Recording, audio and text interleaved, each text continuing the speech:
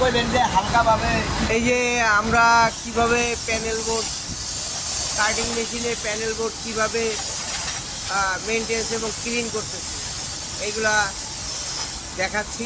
দেখেন হালকা আকারে, যদিও হাওয়া দেওয়া ঠিক না, তারপরে হালকা আকারে ইনভার্টারগুলা হাওয়া দিতে হবে, আর বাকিগুলোও হালকা আকারে, যাতে এমনভাবে হাওয়া দেওয়া যাবে না যাতে কোনো কানেকশন, যাতে ময়লাটা হালকার উপরে ময়লাটা যাতে পরিষ্কার পরিচ্ছন্ন হয়, এইটা হলো আমাদের মেন বিষয়।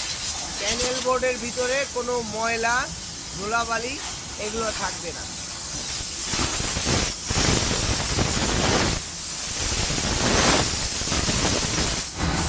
ওকে, ধন্যবাদ। আসসালামু আলাইকুম ওয়া রাহমাতুল্লাহ।